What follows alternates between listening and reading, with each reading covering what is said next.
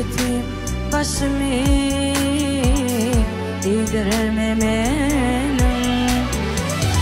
Gözümden gönlümden düşen her kime bu yetim başımı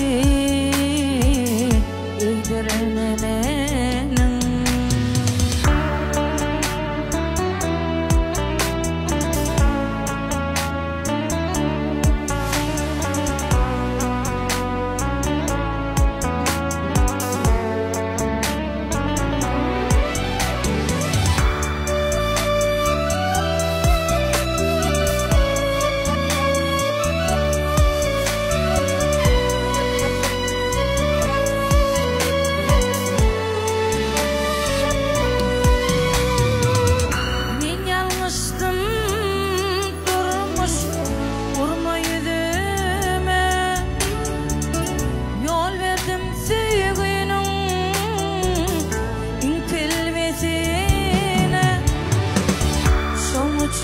Ömrümden giden her kime bu yalnız başımı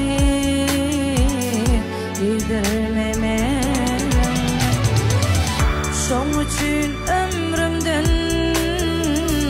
giden her kime bu yalnız başımı eğdirme menim.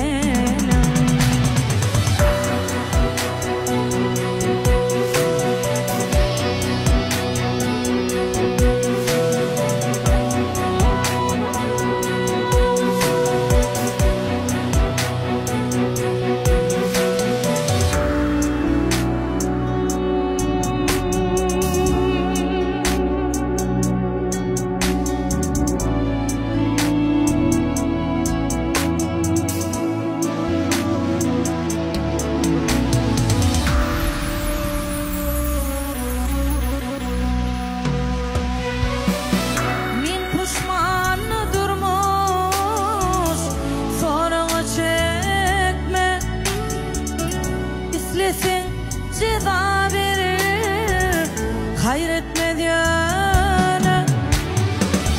Sözlerim ağırdır, yüreğe varır. Şu dünyanın ağzımı açtırma benim. Sözlerim ağırdır, yüreğe şu dünyanın ağzımı